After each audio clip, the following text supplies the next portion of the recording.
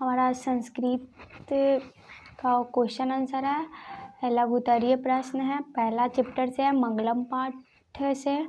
तो क्वेश्चन है, सत्य का मुख किस पात्र से ढका हुआ है? सत्य का मुख हिरण्मय पात्र से ढका हुआ है।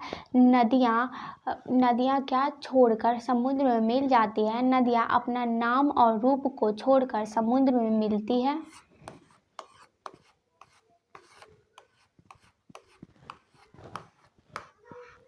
तीसरा क्वेश्चन है, मंगलम पाठ के आधार पर सत्य की महत्ता पर प्रकाश डालें। मंगलम पाठ में महर्षि वेद व्यास सत्य की महत्ता का वर्णन करते हुए कहते हैं कि हमेशा सत्य की जीत होती है, असत्य की नहीं। सत्य से ही देवलोक का रास्ता प्रसार होता है। ऋषिगण देवलोकों को प्राप्त करने के लिए सत्य का ही मार्ग अपनाते हैं। चौथा क्वेश्चन हमारा, मंगलम पाठ के आधार पर आत्मा की विशेषताएं बतलाएं। मंगलम पाठ में संकलित कठोपनिषद के मंत्र में महर्षि वेदव्यास कहते हैं कि प्राणियों के हृदय रूपी गुफा में आत्मा बंद रहती है। आत्मा सूक्ष्म से सूक्ष्म और महान से महान, इस आत्मा को बस में नहीं किया जा सकता है। पांचवा हमारा, आत्मा का स्वरूप क्या है? पठित पाठ के आधार पर स्पष्ट करें। कठोपनिषद में आत्मा के स्वरूप का बड़ा ही अच्छा विश्लेषण किया गया है। आत्मा मनुष्य के हृदय रूपी गुफा में अवस्थित है। यह अणुओं से भी सूक्ष्म और महान से महान है। इसका रहस्य समझने वाले सत्य की खोज करता है। अगला है, महान लोग संसार रूपी सागर को कैसे पार करते हैं? श्वेताश्वर उपनिषद में ज्ञानी लोगों और अज्ञानी लोगों में अंतर स्पष्ट करते हैं। महर्षि वेदव्यास कहते हैं कि ईश्वर ही प्रकाश का पुंज है, समूह है। उन्हीं के भव्य दर्शन से सारा संसार आलोकित होता है। ज्ञानी लोग उस ईश्वर को जानकर सांसारिक विषयों, वासनाओं, मोह माया से मुक्त पाते हैं। इसके अलावा दूसरा कोई रास्ता नहीं है। अगला है हमारा, विद्वान पुरुष ब्रह्मा को किस प्रकार प्राप्त करता है? मुंडकोपनिषद में महर्षि वेदव्यास का कहना है कि जिस प्रकार बहती हुई नदियाँ अपना नाम और रूप अर्थात व्यक्तित्वों को छोड़कर, व्यक्तित्वों को त्याग कर समुद्र में मिल जाती है, उसी प्रकार महान पुरुष अपना नाम और रूप अर्थात अपने व्यक्तित्वों को त्याग कर ब्रह्मा ईश्वर को प्राप्त कर लेता है।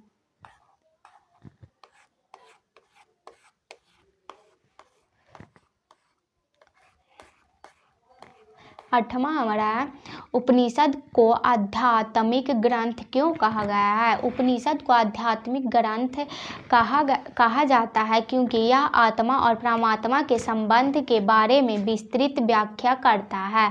परमात्मा संपूर्ण संसार में शांति स्थापित करते हैं। सभी तपस्याओं का परम लक्ष्य परमात्मा को प्राप्त करना ही है।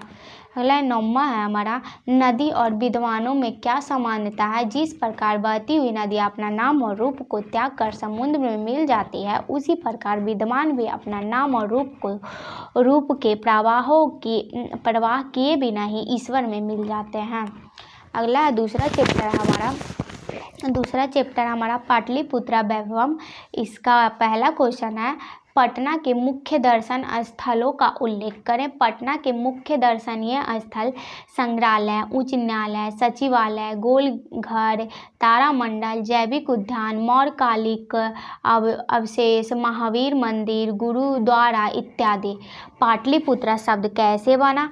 पाटलिपुत्रा शब्द पटल पुष्पों के नाम के आधार पर रखा गया ऐसे पुतलिका रचना में वर्णित है। पाटलिग्राम ही आगे चलकर पाटलिपुत्रा नाम से प्रसिद्ध हुआ। कुछ प्राचीन संस्कृति ग्रंथों एवं पुराणों में पाटलिपुत्रा का दूसरा नाम पुष्पपुर या कुसुमपुर भी मिलती है।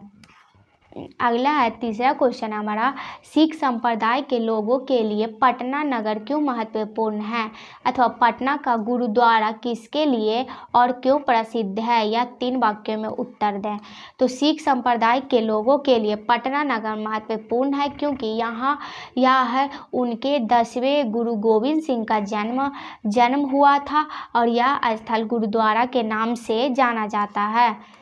अगला है चौथा है, प्राचीन ग्रंथों में पटना के कौन कौन से नाम मिलते हैं? प्राचीन ग्रंथों में पटना का नाम पुष्पपुर, कुसुमपुर, पाटलिपुत्रा आदि मिलते हैं।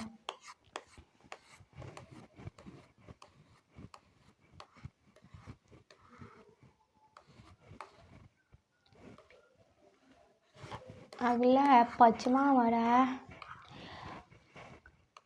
कवि दामोदर गुप्त के अनुसार पाटलिपुत्रा कैसा नगर है? दामोदर गुप्त ने पटना के संबंध में क्या लिखा है? कवि दामोदर गुप्त के अनुसार पाटलिपुत्रा पृथ्वी का तिलक है। यहाँ विद्वान लोग बसते हैं। कवि ने इस महानगर की तुलना इंद्र लोक से की है। इसे सरस्वती का कुल गृहम भी कहा गया है।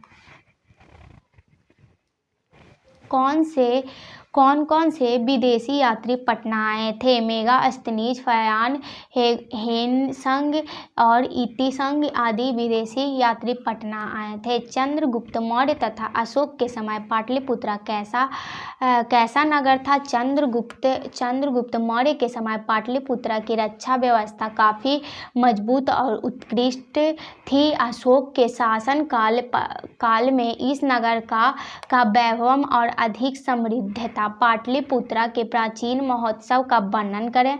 तो पाटलिपुत्रा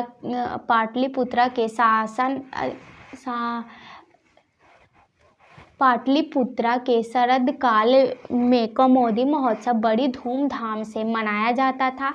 सभी नगरवासियों आनंद मार्ग हो जाते थे और इस समारोह का विशेष प्रचलन गुप्त वंश के शासनकाल में था। आजकल जिस तरह दुर्गा पूजा मनाई जाती है उसी प्रकार प्राचीन काल में कमोदी महोत्सव मनाया जाता था। राजशेखर ने पटना के संबंध में क्या लिखा था? तो राजशेखर ने अपने काव्य मीमांसक में लिखा है कि पाटलिपुत्रा शिक्षा का एक प्राचीन केंद्र था। यहाँ अनेक सांस्कृतिक विद्वान हैं। यहाँ से पाणिनि, पिंगल, ब्यादी, बरूची, पतंजलि आदि ख्यातियाँ पाई थी। अगला है, भगवान बुद्ध ने पाटलिग्राम के बारे में क्या कहा था? भगवान बुद्ध प्राचीन काल में अनेक बार पाटलिग्राम आए थे। यहाँ आकर इस गांव के महत्व को बढ़ाया था और उसी समय उन्होंने कहा था कि यह गांव एक दिन महानगर होगा, परंतु यह नगर आग, जल और कलह से हमेशा भयभीत रहेगा। पटना में कमोदी महोत्सव कब मनाया जाता है? पाटलिपुत्रा शरद काल में कमोदी महोत्सव मनाई जाती है और यह महोत्सव गुप्त वंश के काल में होता है। उसी समय सभी लोग आनंद मग्न होते हैं।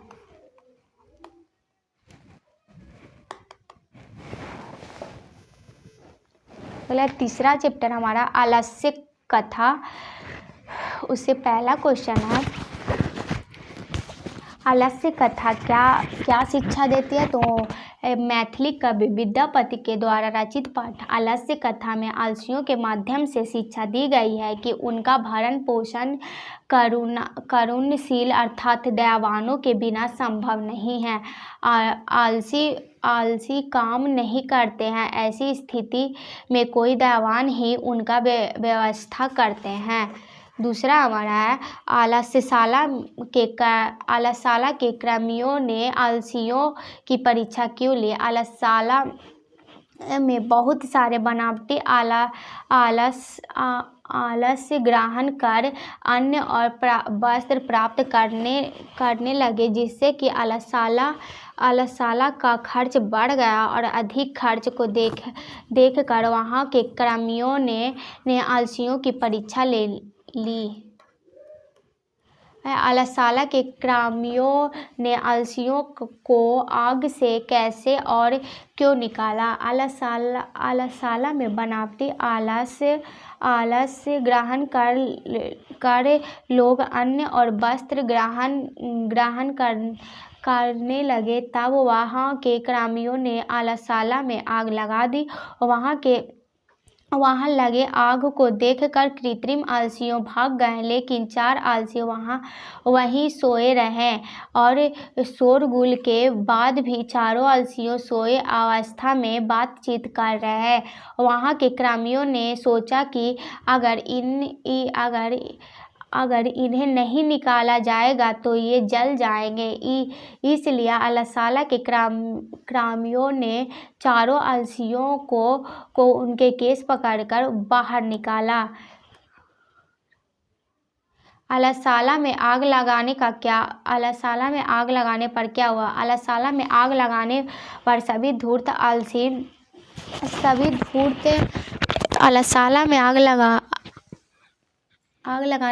धूर्त आलसी तथा कृत्रिम आलसी भाग गए, लेकिन 4 आलसी सोए हुए रहे और आपस में बात कर रहे थे। फैली आग को देखकर नियोगी पुरुष को दया आ गया और उन लोगों ने सोचा कि अगर इन्हें नहीं निकाला जाए तो जल जाएंगे। तब उन लोगों को चारों आलसियों को बाल पकड़कर खींचते हुए बाहर निकाली गई।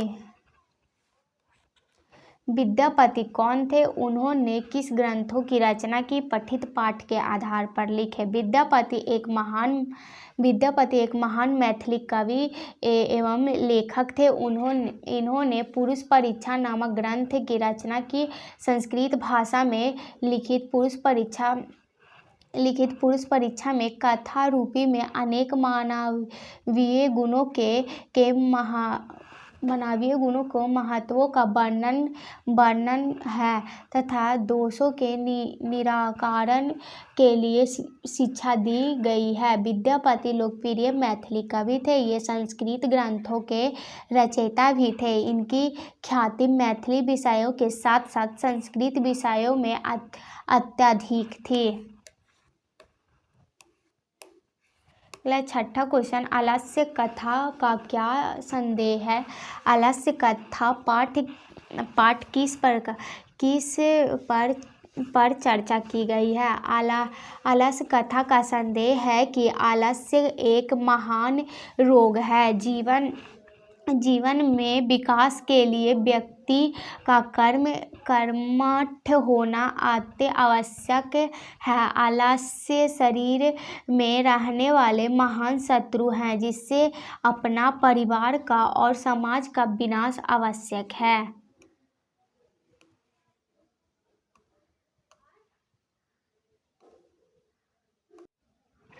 सातवां हमारा है आलस्य कथा पाठ का 5 वाक्यों में परिचय दें।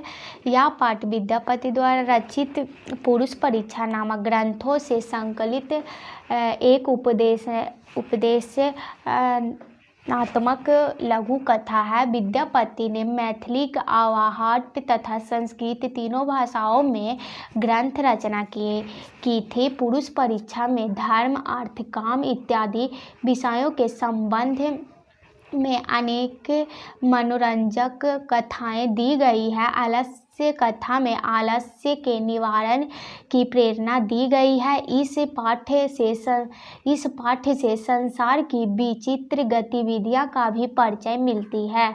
अगला, चारों आलसियों के वार्तालापों के अपने शब्दों में लिखे। चारों आलसी निश्चय ही अपने आलसपन को सिद्ध कर रहे थे।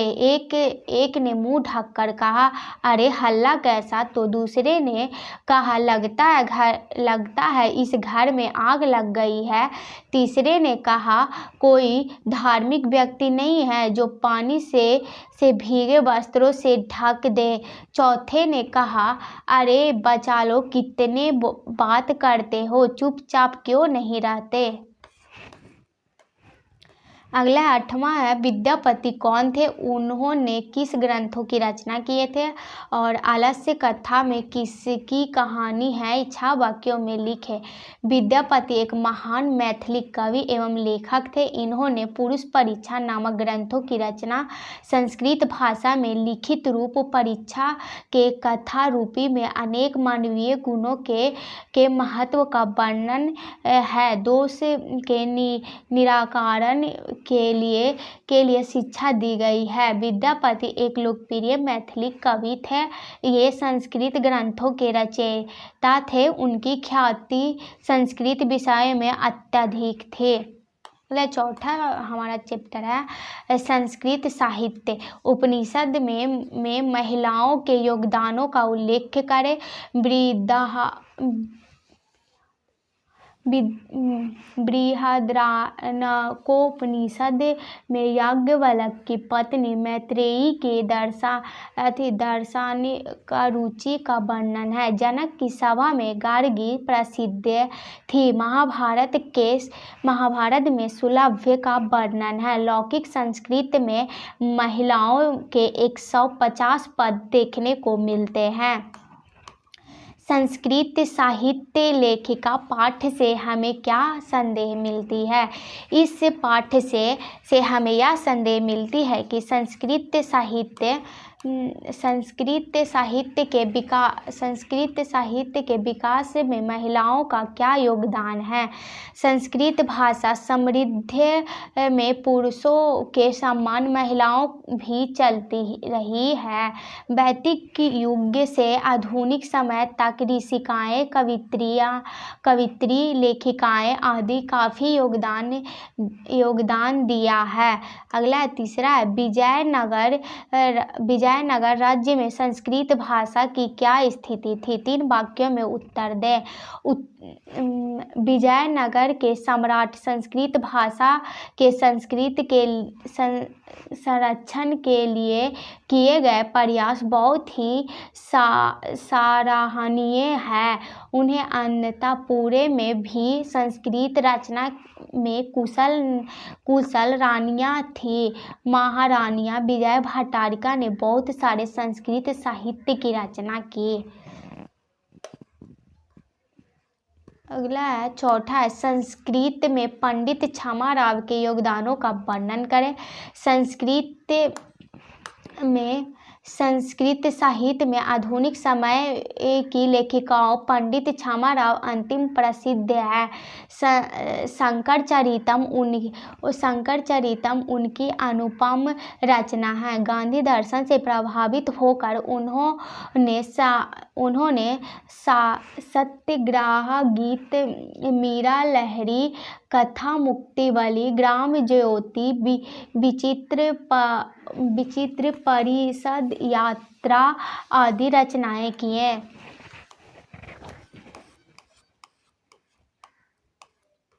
पांचवा है संस्कृत साहित्य में दक्षिण भारतीय महिलाओं के योगदानों का वर्णन करें।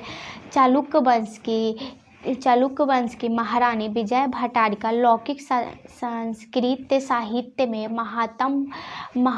महत्वपूर्ण योगदान दिया। लगभग 40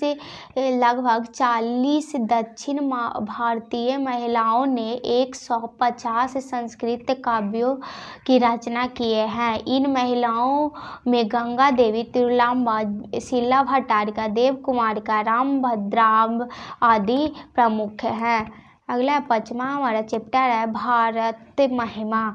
भारत भूमि कैसी है यहाँ तथा यह किस प्रकार के लोग रहते हैं? भारत महिमा पाठ के आधार पर भारत भूमि कैसी है? भारतवर्ष अति प्रसिद्ध देश है तथा यहाँ की भूमि सदैव पवित्र और ममतामयी है। यहाँ विभिन्न जातियों और धर्म के लोग एकता के भाव से में रहते हैं। अगला देवगण भारत के गीत क्यों गाते हैं? पठित पाठ के आधार पर उत्तर 3 वाक्यों में लिखें। देवगण भारत देश का गुणगान करते हैं क्योंकि भारतीय भूमि स्वर्ग और मोक्ष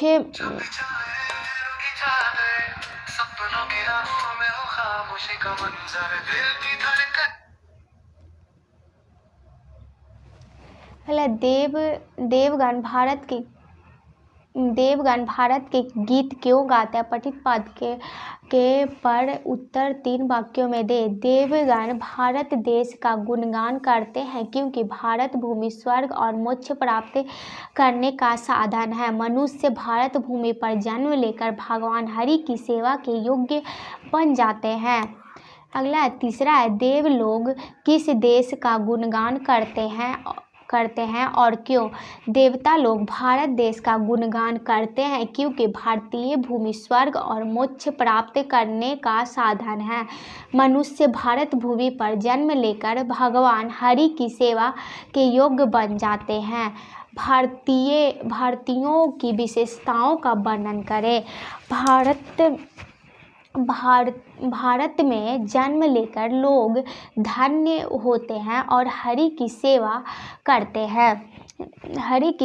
करते हैं और उन्हें स्वर्ग और मोक्ष प्राप्त होता है। भारतीय धर्म और जाति भेदभावों को ना मानते हुए एकता के भाव से रहते हैं और सभी भारतीयों की देशभक्ति आकर्षक है और दूसरे के लिए आदर्श स्वरूप है। अगला 5वां है, भारत महिमा पाठ से हमें क्या संदेश मिलती है? भारत महिमा पाठ से क्या शिक्षा मिलती है? 5 वाक्यों में उत्तर दें। भारत महिमा पाठ से यह संदेश मिलती है कि हमें भारतीय होने पर गर्व होनी चाहिए। हमें भारतीयों को हरि की सेवा करने का मौका मिला है और मोक्ष की प्राप्ति का भी अवसर मिला है। हमें देशभक्ति होना चाहिए और अन्य भारतीयों से मिलजुल कर रहना चाहिए। अगला है, भारत महिमा पाठ क्या है? उद्देश्य है भारत महिमा पाठ में पौराणिक और आधुनिक पद्य संकलित है। इन सभी पदों का उद्देश्य भारत और भारतीयों की विशेषताओं का वर्णन करना है। अगला, भारत महिमा पाठ का 5 वाक्यों में परिचय दें। इस पाठ में भारत के महत्व के वर्णनों से संबंध पुराणों के 2 पद्य तथा 3 आधुनिक पद्य दिए गए हैं। हमेशा देश भारतवर्ष के प्राचीन काल से इतना महत्व दिया गया है कि देवगण भी यहाँ जन्म लेने के लिए तरसते हैं। इसकी प्राकृतिक सुंदरता अनेक प्रदूषणकारी तथा विध्वंसक क्रियाओं के बाद भी अनुपम है। इसका निरूपण इन पदों में प्रस्तुत है। अगला 6वां वाला चैप्टर है, भारतीय संस्कार। शैक्षणिक संस्कार कौन कौन से हैं? शैक्षणिक संस्कार में अक्षरारंभ, उपनयन, वेदारंभ, मुंडन, समापवर्तन संस्कार आदि होते हैं। भारतीय संस्कार पाठ के आधार स्पष्ट करें कि संस्कार कितने हैं और उनके उनके नाम क्या हैं। तो संस्कार कितने प्रकार के हैं और कौन कौन? तो संस्कार कुल 16 प्रकार के हैं। जन्म से पूर्व 3 संस्कार, गर्भाधान, पुष्पान और सीमांतोन्नयन संस्कार होते हैं। शैशवावस्था में 6 संस्कार होते हैं। जातकर्म, नामकरण, निष्कर्म, अन्नप्राशन, चूड़ाकरण, कर्ण वेद, 5 शैक्षणिक संस्काराः अक्षरारंभ, उपनयन, वेदारंभ के साथ समापवर्तन, यौवनावस्था में विवाह संस्कार होते हैं तथा यह व्यक्तियों की मृत्यु के बाद उसका अंत्येष्टि संस्कार किया जाता है। उपनयन, विवाह आदि संस्कारों की प्रसिद्ध है।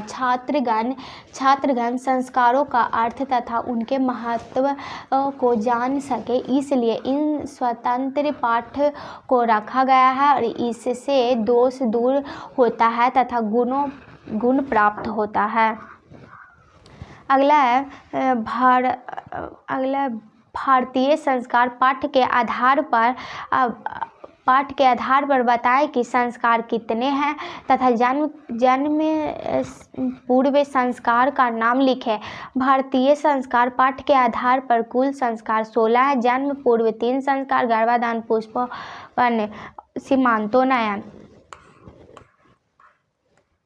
अगला है भारतीय संस्कार पाठ में लेखक का क्या विचार है। भारतीय संस्कार पाठ में लेखक का विचार है कि मनुष्य के व्यक्तित्व का निर्माण सुसंस्कार से ही होता है, इसलिए विदेशों में भी सुसंस्कारों के प्रति उन्मुख और जिज्ञासु है। अगला 7वां हमारा चैप्टर है नीति श्लोक।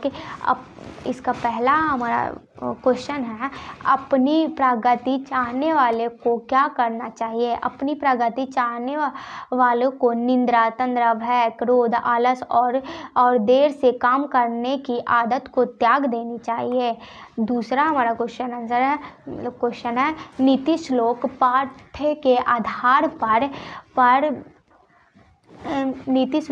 के आधार पर मूर्ख का लक्षण लिखें। तो नीति श्लोक पाठ में महात्मा विदुर ने मूर्ख मनुष्यों के 3 लक्षण बताए हैं। ऐसे व्यक्ति जो बिना बुलाए आते हैं तथा बिना पूछे ही अधिक बोलते हैं और अविश्वासियों पर विश्वास करते हैं। नीति श्लोक पाठ में नरक के कितने द्वार हैं उनका नाम लिखें। नीति श्लोक पाठ के आधार पर नरक के 3 द्वार हैं, काम, क्रोध और लोभ। अगला है नीचा मनुष्य कौन है। पठित पाठ के आधार पर स्पष्ट करें। जो बिना बुलाए हुए प्रवेश करता है, बिना पूछे हुए बहुत बोलता है, अविश्वासियों पर भी विश्वास करता है, ऐसे पुरुष नीचा और नीचे श्रेणी में आते हैं।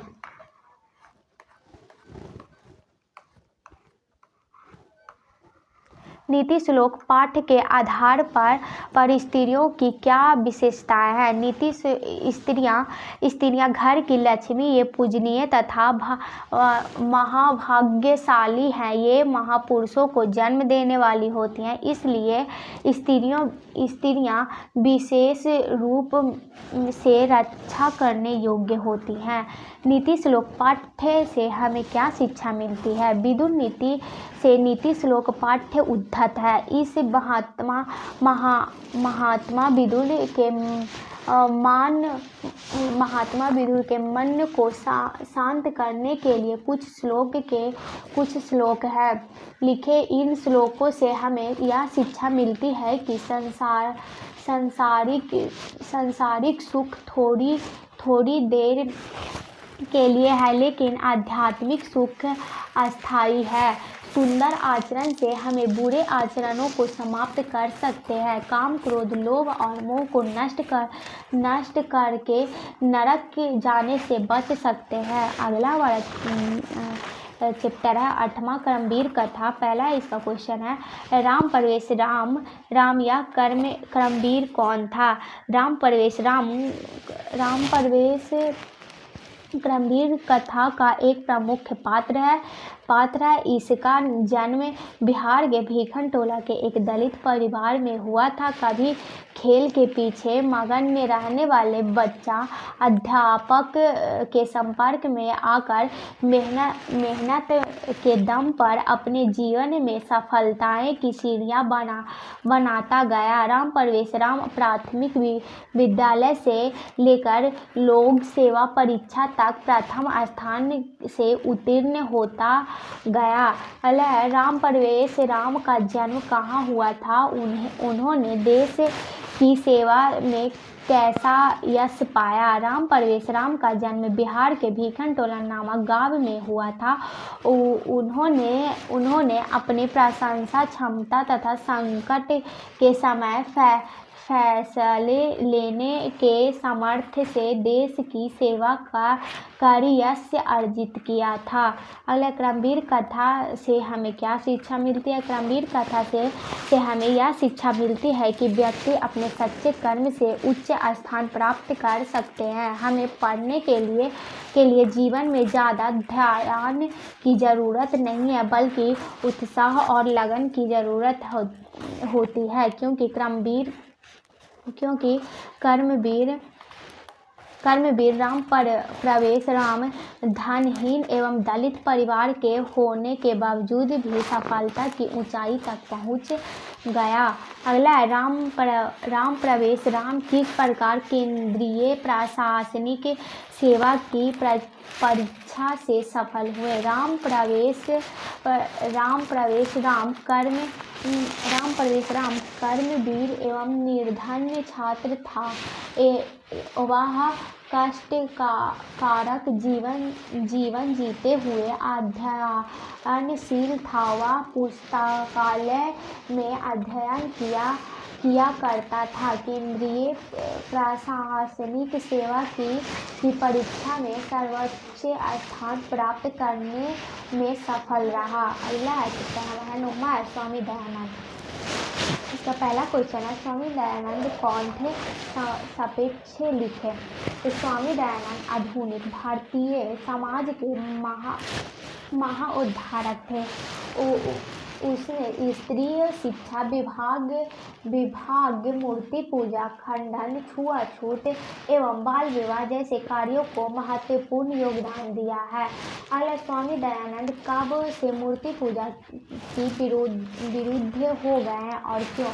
शिवरात्रि के रात में स्वामी दयानंद ने एक मूषक को भगवान के चढ़ाए हुए प्रसाद को खाते हुए देख लिया, जिससे कि उनके मन में मूर्ति पूजा की आस्था समाप्त हो गई और वह उसी रात उसने घर का त्याग कर दिया।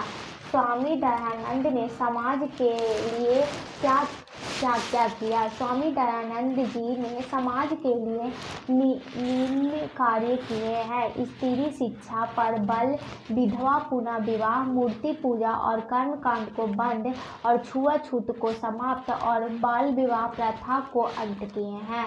अगले, स्वामी दयानंद जी का जन्म कब और कहाँ हुआ था। स्वामी दयानंद जी का जन्म 1824 ईस्वी में गुजरात के टंकड़ा ग्राम में हुआ था। आर्य समाज के स्थापना कब और किसने की थी। आर्य समाज की स्थापना 1875 में स्वामी दयानंद ने किए थे।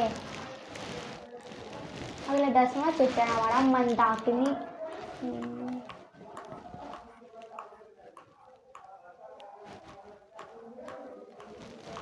छठा क्वेश्चन है, स्वामी दयानंद जी समाज के महान उद्धारक थे कैसे। तो 19वीं शताब्दी ईस्वी में मुख्य समाज सुधारकों में स्वामी दयानंद जी अति प्रसिद्ध। इन्होंने रूढ़िग्रस्त समाज और विकृत धार्मिक व्यवस्था पर कठोर प्रहार करके आर्य समाज की स्थापना की, जिसकी शाखाएं देश विदेशों में शिक्षा सुधार के लिए भी प्रयासशील रही। अगला 7वां हमारा है वैदिक धर्म के प्रचार के लिए स्वामी दयानंद जी ने क्या किया? वैदिक धर्म और सत्य के प्रचार के लिए स्वामी दयानंद ने अपना पूरा जीवन समर्पित कर दिया। वेद के प्रति सभी अनुयायियों का ध्यान आकृष्ट करने के लिए उन्होंने वेदों के उपदेशों को संस्कृत एवं हिंदी में लिखा।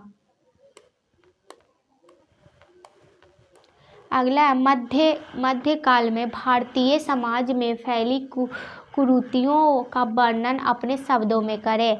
मध्यकाल में अनेक गलत रीति रिवाज से भारतीय समाज दूषित हो गया और जातिवाद, छुआछूत, अशिक्षा, विधवाओं की दुर्गति आदि अनेक उदाहरण थे जो भारतीय समाज को अंधेरे की ओर ले जा रहे थे। दलित हिंदुओं ने समाज में अपमानित होकर धर्म परिवर्तन शुरू कर दिया। अगला, स्वामी दयानंद ने समाज के उद्धारकों के लिए क्या किया? स्वामी दयानंद ने समाज के उद्धारकों के लिए स्त्री शिक्षा पर बल दिया और विधवा विवाह हेतु समाज को प्रोत्साहित किया। उन्होंने बाल विवाह समाप्त करने, मूर्ति पूजा का विरोध और छुआछूत समाप्त करने का प्रयास किया।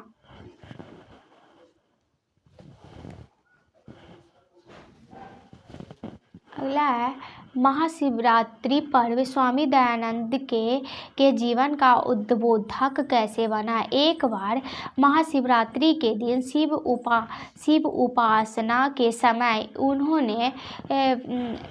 इन्होंने देखा कि एक चूहा भगवान शंकर की मूर्ति के ऊपर चढ़कर उनके चढ़ाए हुए प्रसाद को खा रहा था। इससे कि उन्हें विश्वास हो गया कि मूर्ति में भगवान नहीं होते हैं और इस प्रकार वे मूर्ति पूजा के विरुद्ध हो गए और वेदों का अध्ययन कर सत्य का प्रचार करने लगे और इस प्रकार शिवरात्रि पर्व उनके जीवन का उद्बोधक बन गया। अगला हमारा 10वां चैप्टर है मंदाकिनी वर्णनम। मंदाकिनी वर्णनम पाठ का वर्णन अपने शब्दों में करें। यह पाठ महर्षि वाल्मीकि द्वारा रचित रामायण के आद्योकांड से लिया गया है। इस पाठ में चित्रकूट पर्वत से निकलने वाली मंदाकिनी नदी वर्णन है। इस पाठ में भगवान श्री राम अपनी पत्नी सीता को मंदाकिनी नदी के बारे में बता रहे हैं। दूसरा हमारा क्वेश्चन है मंदाकिनी वर्णनम पाठ में राम सीता को किन किन रूपों में संबोधित करते हैं? इस पाठ में श्री राम सीता को हे शोभनीय सीते, हे सीते, प्रिय सीते, विशालाक्षी, तनु आदि कहकर संबोधित करते हैं। अगला, मनुष्य को प्राकृतिक से क्यों लगाव रखना चाहिए? प्राकृतिक ही मनुष्य को पालती है, अतः प्राकृतिक शुद्ध होना चाहिए। यह महर्षि वाल्मीकि प्राकृतिक के यथार्थ रूप का वर्णन करके मनुष्यों को लगाव रखने का संदेश देते हैं और इससे हमारे जीवन सुखमय एवं आनंदमय होगा। अगला, मंदाकिनी वर्णनम से हमें क्या संदेश मिलती है? इस पाठ से हमें यह संदेश मिलती है कि प्राकृतिक हमारे चिंता को हर लेती है और इस पर्यावरण सुरक्षित रहता है, अतः प्राकृतिक ही शुद्धता के प्रति हमेशा ध्यान देना चाहिए।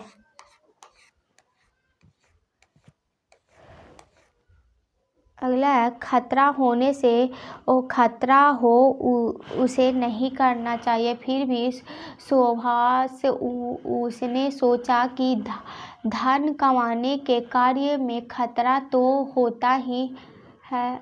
सॉरी, ये किसी और का क्वेश्चन था। अगला हमारा मतलब अगला चैप्टर है 11वां है व्याघ्रपति कथा। व्याघ्रपति कथा के आधार पर बताएं कि दान किसको देना चाहिए। इस पाठ में बताया गया है कि हमें दान गरीबों को करना चाहिए ना कि धनिक लोगों को, जिससे कोई उपकार नहीं करना हो उसे दान देना चाहिए। स्थान, समय और उपयुक्त व्यक्तियों को ध्यान में रखकर दान देना चाहिए। सोने के कंगन को देखकर पथिक ने क्या सोचा? पथिक ने सोने के कंगन को देखकर सोचा कि ऐसे मौके भाग्य से ही मिल सकता है, किंतु जिस कार्य में खतरा हो उसे नहीं करना चाहिए। फिर भी लोभवश उसने सोचा कि धन कमाने के कार्य में खतरा तो होता ही है। इस तरह वह लोभ से वशीभूत होकर बाघ के बातों पर आ गया। अगला है धन और दावा किसे देना उचित है। व्याघ्रपति कथा पाठ के माध्यम से बताया गया है कि धन उसे देना उचित है जो निर्धन हो, तथा दवा उसे देना उचित है जो रोगी हो। अर्थात धनवान को धन देना और निरोगी को दवा देना उचित नहीं है। अगला व्याघ्रपति कथा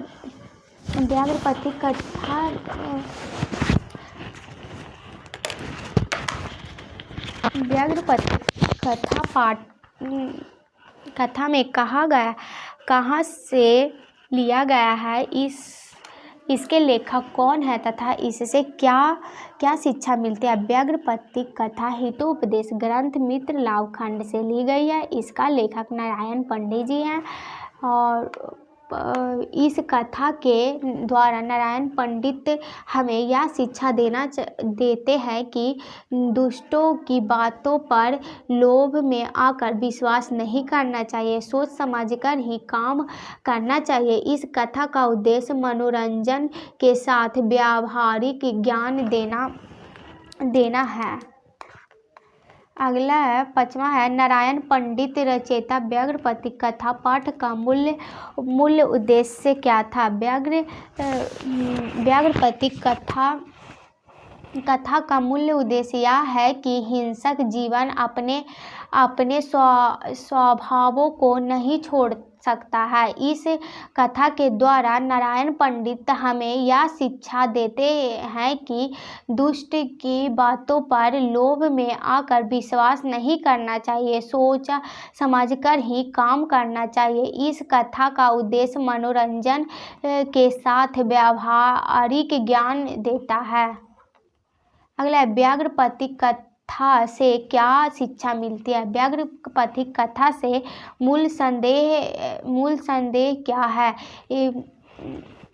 इस कथा के द्वारा नारायण पंडित हमें यह शिक्षा देते हैं कि दुष्ट की बातों पर लोभ में आकर विश्वास नहीं करना चाहिए, सोच समझकर ही काम करना चाहिए। अगला व्याघ्रपति कथा पाठ का 5 वाक्यों में परिचय दे। यह कथा नारायण पंडित द्वारा रचित प्रसिद्ध नीति कथा ग्रंथ हितोपदेश के प्रथम भाग मित्र लाभ से लिया गया है। इस कथा के लोभभाविष्ट व्यक्तियों की दुर्दशा का निरूपण है। आज के समाज में छल कपट का वातावरण विद्यमान है, जहां अल्प वस्तुओं के लोभों से आकृष्ट होकर लोग अपने प्राण और सम्मान से वंचित हो जाते हैं। एक बाघ की चाल में फंसकर एक लोभी पथिक मारा गया। अगला है वृद्धा बाघ ने पथिक को फंसाने के लिए के लिए किस तरह के वेश रचाया। वृद्ध बाघ ने पति को फंसाने के लिए एक धार्मिक का वेश रचाया। उसने स्नान करके और हाथ में कुश लेकर तालाब के किनारे पथिक से बात कर उन्हें दान स्वरूप सोने का कंगन पाने का लालच दिया। अगला 12वां चैप्टर है हमारा कर्णस्य दानवीरता। कर्णस्य दानवीरता में कर्ण के कवच और कुंडल की विशेषताएं क्या थी। कर्ण के कवच और कुंडल की विशेषताएं यह थी कि जब तक यह उसके रहता दुनिया की कोई शक्ति उसे मार नहीं सकती।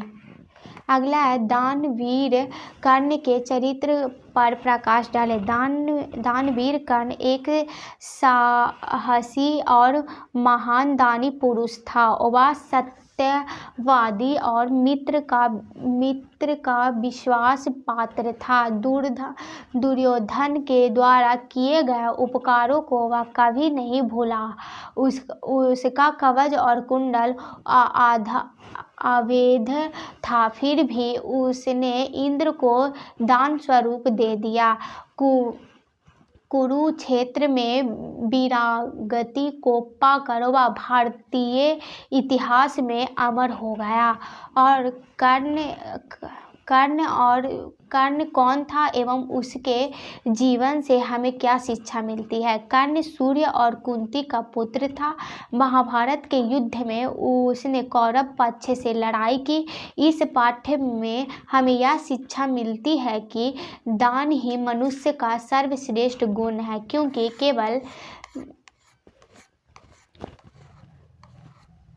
केवल दान ही स्थित रहता है। शिक्षा समय परिवर्तन के साथ समाप्त हो जाती है। भिक्षा भी समय के साथ नष्ट हो ही जाता है। इतना नहीं, जलाशय भी सूखकर समाप्त हो जाता है। इसलिए कोई मोह किए बिना ही दान अवश्य करना चाहिए।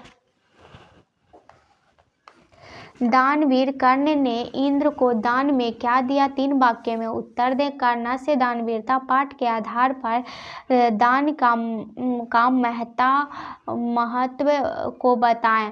अगला उत्तर, दानवीर कर्ण ने इंद्र को अपना कवच और कुंडल दान में दिया। कर्ण को ज्ञात था कि कवच और कुंडल उसके प्राण रक्षक है, लेकिन दान स्वभाव होने के कारण उसने इंद्र रूपी या चाक को खाली लौटने नहीं दिया। कर्णस्य दानवीरता पाठ के नाटककार कौन है। कर्ण किसका पुत्र था तथा उन्होंने इंद्र को दान में क्या दिया। कर्णस्य दानवीरता पाठ का नाटककार भाष्य है और कर्ण कुंती पुत्र था और उन्होंने इंद्र को दान में अपना कवच और कुंडल दिया। अगला, कर्णस्य दानवीरता पाठ के आधार पर दान की महिमा का वर्णन करें। कर्णस्य दानवीरता पाठ के आधार पर दान का महत्व का वर्णन करें। तो कर्ण जब कवच और कुंडल इंद्र को देने लगते हैं तब शैल्य उन्हें रोकते हैं। इस पर कर्ण दान की महिमा बतलाते हुए कहते हैं कि समय के परिवर्तन से शिक्षा नष्ट हो जाती है। बड़े वृक्ष उखड़ जाते हैं और जलाशय सूख जाते हैं, परंतु दिया गया दान सदैव स्थिर रहता है। अर्थात दान कदापि नष्ट नहीं होती है। अगला, कर्ण के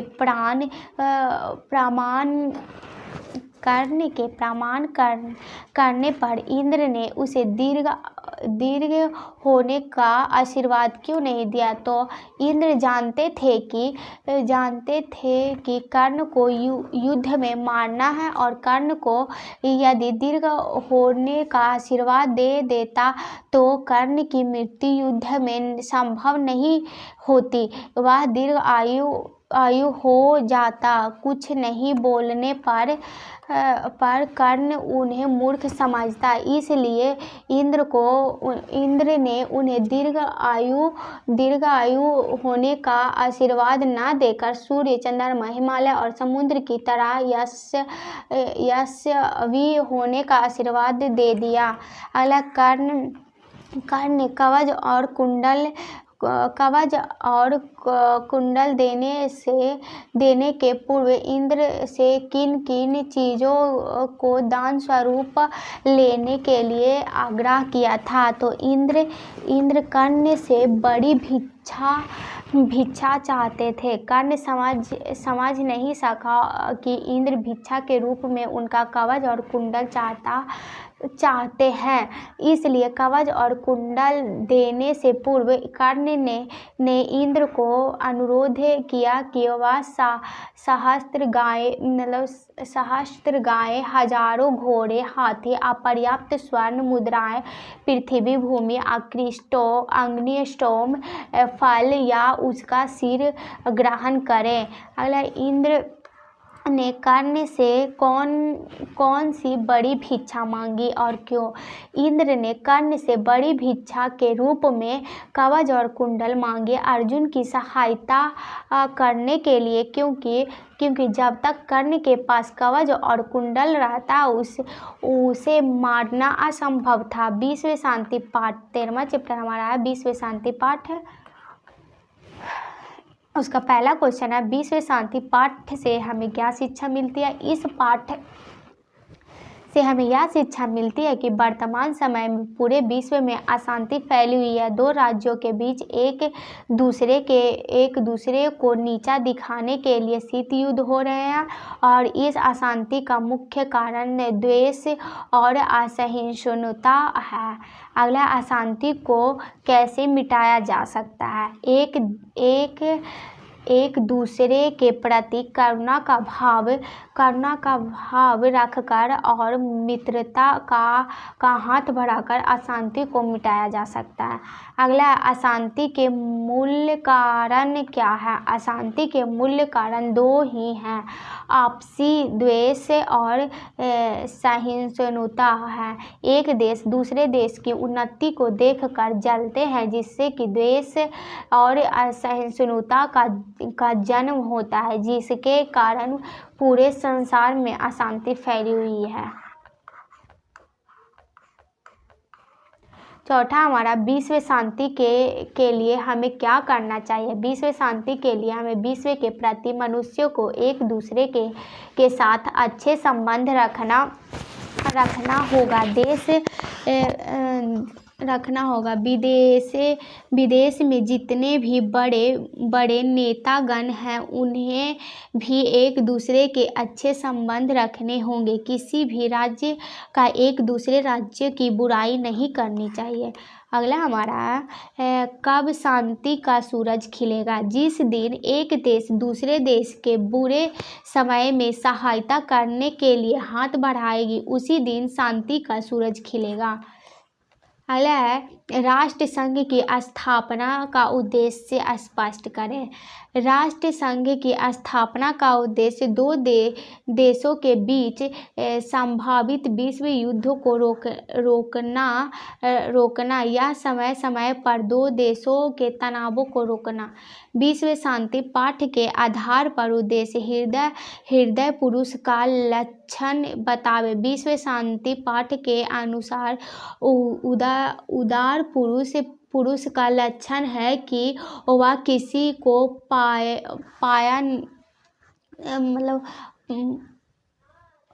वह किसी को पराया नहीं समझता, जबकि उसके लिए सारी धरती ही अपनी उदार हृदय वाले के लिए सारा संसार कुटुंब के समान है। 20वें शांति पाठ के 5 वाक्यों के परिचय दें। आज 20वें के विभिन्न प्रकार के विवाद छिड़े हुए हैं। देश में आंतरिक और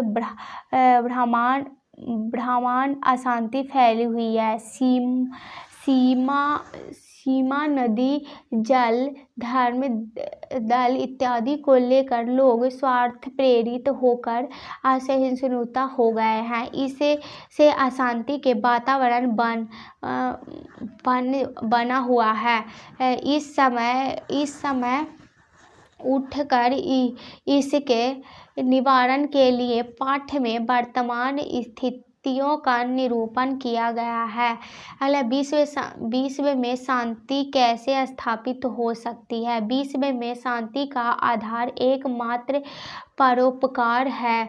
परोपकार की भावना मानवीय गुणों, संकटों में सहयोग की भावना रखना ही लक्ष्य हो, तभी हम निर्वास सहिष्णुता को परोपकार से शांति स्थापित कर सकते हैं।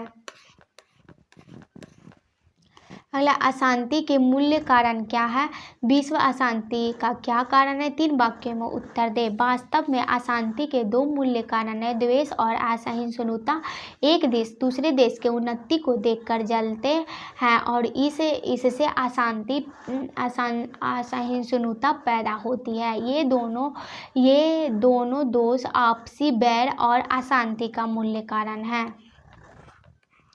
अगला है हमारा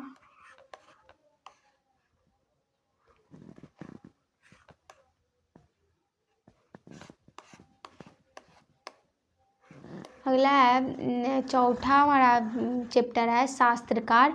शास्त्र हमें किस चीज़ का बोध कराता है। शास्त्र हमें कर्तव्य और अकर्तव्य का बोध कराता है। वेदांग कितने हैं, सभी के नाम लिखे। तो वेदांग 6 है, जिनका नाम निम्न है। शिक्षा, कल्प, निरुक्ति, व्याकरण, छंद, ज्योतिष। अगला है वेदों की संख्या कितनी है, सभी का नाम लिखे। वेदों की संख्या 4 है, जिनका नाम निम्नलिखित है। ऋग्वेद, यजुर्वेद, सामवेदास, अथर्ववेद। अगला भारतीय दर्शन और उनके प्रवर्तकों की चर्चा। भारतीय दर्शन 6 है। संख्या दर्शन का प्रवर्तक कपिल, योग दर्शन का प्रवर्तक पतंजलि, न्याय दर्शन का प्रवर्तक गौतम, वैशेषिक दर्शन का प्रवर्तक कनद, मीमांसा दर्शन का प्रवर्तक जैमिनी तथा वेद दर्शन का प्रवर्तक बद्रियायन ऋषि है। अगला शास्त्रकार पाठ में किस विषयों पर चर्चा की गई है। शास्त्रकार पाठ में शास्त्रों के माध्यम से सद्गुणों को ग्रहण करने की प्रेरणा है। इससे हमें अच्छे संस्कार और यश प्राप्त करने की शिक्षा मिलती है। शास्त्रकार पाठ के आधार पर संस्कृत के विशेषताओं बताएं। शास्त्रकार पाठ के अनुसार भारतीय ज्ञान विज्ञान सांस्कृतिक शास्त्रों में वर्णित है। संस्कृत भाषा में ही वेद, वेदांग, उपनिषद तथा दर्शन शास्त्र रचित है। इस प्रकार संस्कृत लोगों को कर्तव्य और अकर्तव्य संस्कार का अनुशासन आदि की शिक्षा देता है।